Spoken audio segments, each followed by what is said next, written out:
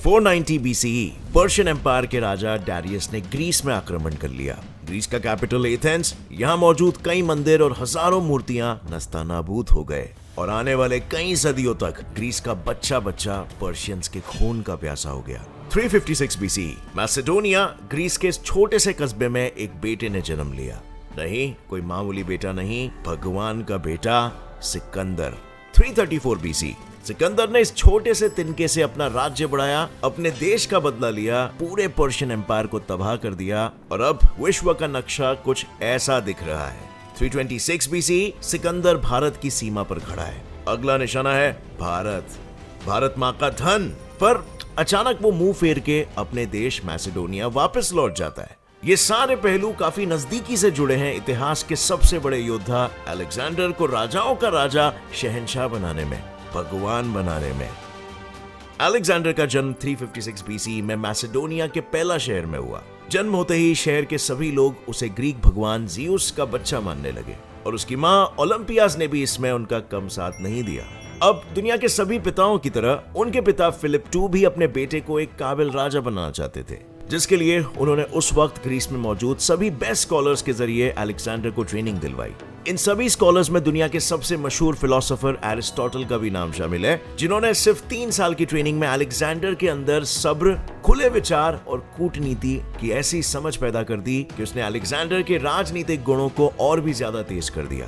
और इसकी पहली झलक मैसेडोनिया के लोगों को देखने मिली जब केवल 10 साल की उम्र में अलेक्जेंडर ने एक उत्तेजित घोड़े ब्यूसिफेलस को बड़ी आसानी से ट्रेन कर लिया। और इसके बाद केवल 18 साल की उम्र में अलेक्जेंडर ने अपने पिता के साथ मिलकर बैटल ऑफ चेरोनिया में हिस्सा ले लिया, जहां उन्होंने अपने सामर्थ्य से थीबिस और एथेंस के सेनाओं को मात दे दी। और ये अलेक्जेंडर के सफर का एक मुख्य मोड़ था। ये पहला समय था जब अलेक्जेंडर ने अपनी महानता का प्रदर्शन दिखाया हो।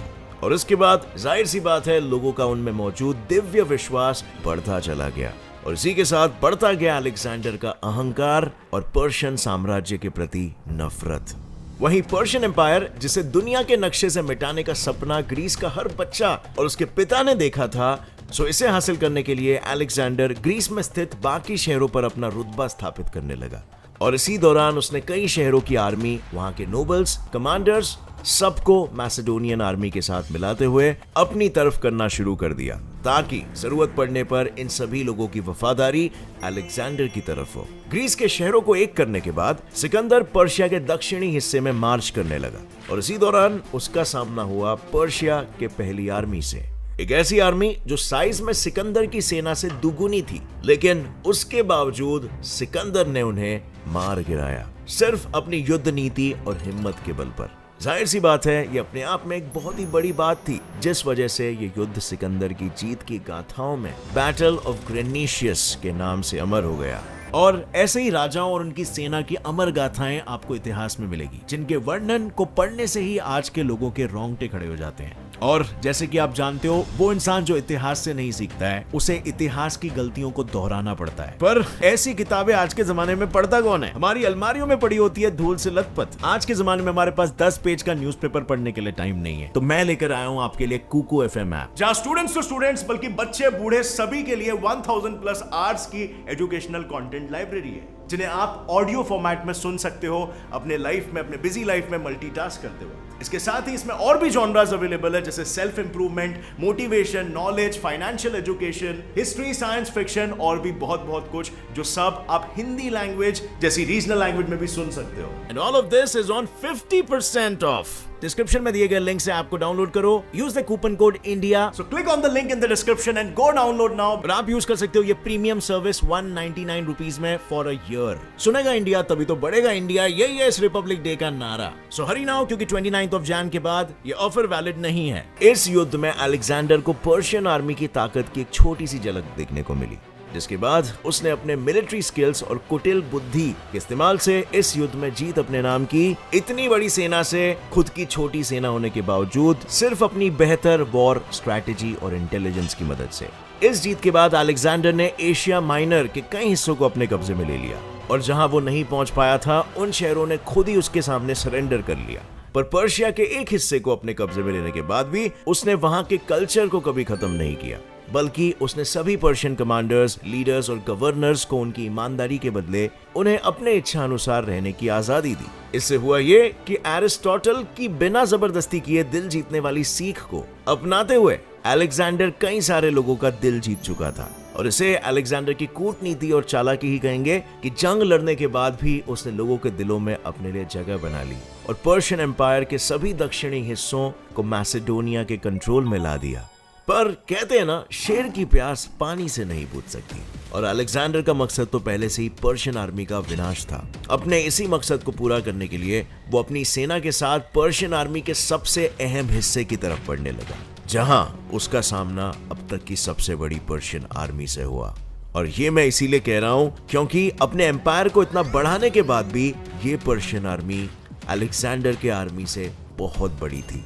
अलेक्जेंडर की आर्मी में थे सिर्फ 47,000 लोग, और वहीं पर पर्शियन आर्मी में 1 लाख से भी ज्यादा लोग थे। लेकिन पर्शिया के राजा डारियस III अलेक्जेंडर की चालबाजियों से भली भांति वाकिफ थे, और इसीलिए उन्होंने अलेक्जेंडर से होने वाले घमासान में ज्यादा सेना के होते हुए भी उन्हें सतर्क रहकर युद्ध करने की सलाह दी। हालांकि लाख कोशिशों के बाद भी डारियस अपनी सेना को अलेक्जेंडर से बचा नहीं पाए, क्योंकि जब इन दोनों राजाओं के बीच गौगमेला में जंग शुरू हुई, तब रणनीति का इस्तेमाल करते हुए अलेक्जेंडर ने पर्शियन सेना को पहले अपनी सेना पर हमला करने दिया ताकि ग्रीक आर्मी पीछे हट जाए, और फिर ग्रीक आर्मी के पीछे हटते ही जैसे ही पर्शियन आर्मी जीतने की लालसा से युद्ध भूमि के बीच में आए, वैसे ही वहां बने गैप के जरिए अलेक्जेंडर ने अपने काफिले को पर्शियन आर्मी के पीछे भेजकर वहां तबाही मचा दी। एज अ रिजल्ट, जब डरा सहमा डारियस वहां से भागने लगा, तब उसके ही कमांडर ने उसकी हत्या कर दी। ये जंग इतिहास के पन्नों में दर्ज हुआ एक ऐसा जंग है जिसने अलेक्जेंडर की किस्मत की काया पलट दी, क्योंकि इस युद्ध के बाद दुनिया का सबसे बड़ा साम्राज्य खत्म हो गया था, और साफ और स्पष्ट रूप से भगवान का बेटा कहे जाने वाला अलेक्जेंडर महज 25 साल की उम्र में एशिया का मास्टर बन गया था। इतना ही नहीं, अब उनका साम्राज्य भी सिर्फ मैसेडोनिया तक सीमित नहीं रह गया था, वो अब अफगानिस्तान तक पहुंच चुका था। पर अब यहाँ पर सवाल ये उठता है कि क्या सिर्फ 2 वॉर्स और उसमें इस्तेमाल की गई वॉर स्ट्रैटेजीज ही अलेक्जेंडर को ग्रेट बनाती है? हम कहते हैं ना, अलेक्जेंडर द ग्रेट। वेल, नहीं, क्योंकि गौगमेला में मिली जीत के बाद अलेक्जेंडर ने सभी पर्शियन गवर्नर्स, मिलिट्री कमांडर्स और आम जनता का दिल जीतकर उनसे ग्रेट रिलेशंस बनाने की हर मुमकिन कोशिश की। उसने पर्शिया में ग्रीक कल्चर, कानून और रिलीजन कुछ भी जबरदस्ती लागू नहीं किया, उल्टा वो खुद उनके तीज त्योहार मनाने लगे। इतना ही नहीं, उसने किसी भी गवर्नर और ऑफिसर को उनकी पोजीशन से नहीं हटाया, और सबसे बड़ी बात ये थी कि उसने अपने दुश्मन डारियस की बेटी से शादी भी कर ली, जिसके बदले में उसे एरिस्टोटल के सीख अनुसार लोगों की ईमानदारी और अपनापन मिला। पर अलेक्जेंडर कुटिल बुद्धि वाला इंसान था। वो जानता था जब तक लोगों का अच्छा भला फायदा नहीं होगा, वो उसे तब तक अपना राजा नहीं मानेंगे, और इसीलिए युद्ध के बाद जब पर्शिया की तिजोरियां खुली, तब मौके का फायदा उठाते हुए उसने सारी धन संपत्ति को अलग अलग हिस्सों में बांट लिया। इससे पूरे साम्राज्य में न सिर्फ अलेक्जेंडर की जय जयकार हुई, बल्कि वहां पर धन संपत्ति और व्यापार भी बढ़ा।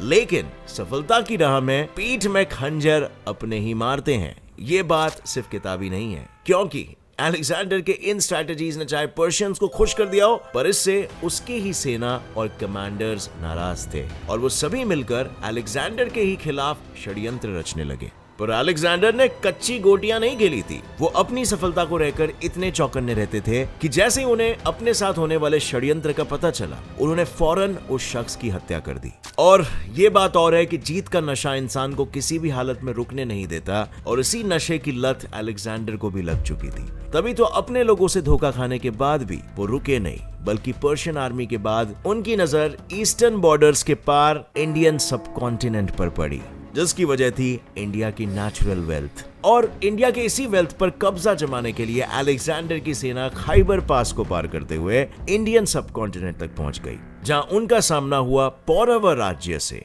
जो आज का पाकिस्तान है, वहां के राजा पोरस से, जो किसी भी कीमत पे अलेक्जेंडर को भारत की भूमि में अपना राज्य स्थापित नहीं करने देना चाहते थे।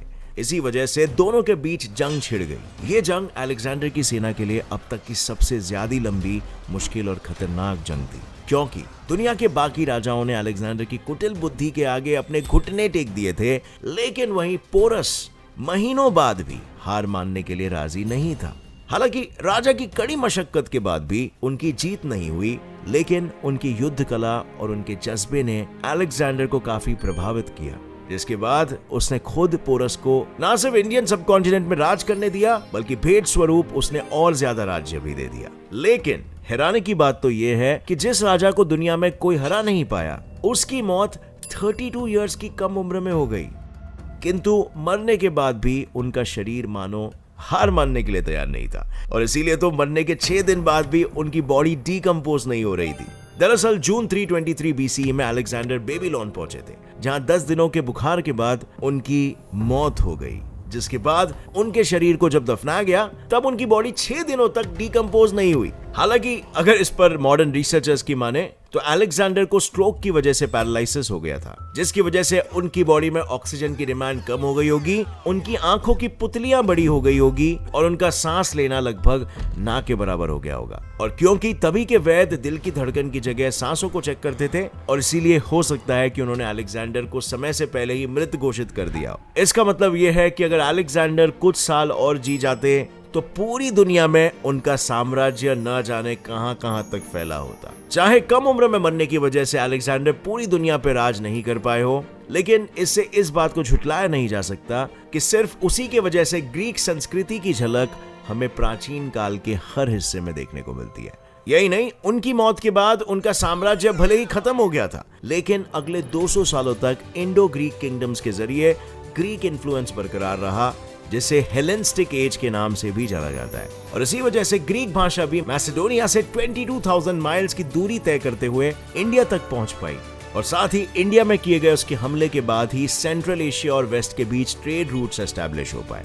इसके अलावा आज दुनिया में कम से कम 50 सिटीज अलेक्जेंडर के नाम पर है, और इनमें से कई सिटीज की स्थापना खुद अलेक्जेंडर ने की थी, जहां आज लाखों में लोग रहते हैं। और सिर्फ सिटीज ही नहीं, उसने जाते जाते लोगों को अपनी मिलिट्री टैक्टिक्स भी दी, जिसे आज कई मिलिट्री एकेडमीज में पढ़ाया भी जाता है। अगर हिस्टोरियंस की माने तो अलेक्जेंडर इतिहास के उन लोगों में से थे जिनका जिक्र सैकड़ों भाषाओं और कल्चर्स में किया गया है, जैसे कि Persian, Arabic, Sanskrit, Roman etcetera. इतना ही नहीं, हिंदी का फेमस एक्सप्रेशन जो जीता वही सिकंदर, इसमें भी सिकंदर का मतलब कोई और नहीं बल्कि अलेक्जेंडर द ग्रेट है। And with that said, let's end this great video.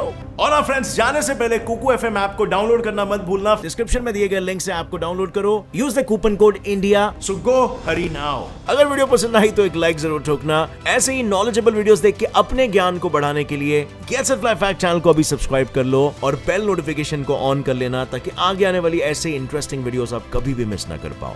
As always friends, stay curious, keep learning, keep growing. जय हिंद।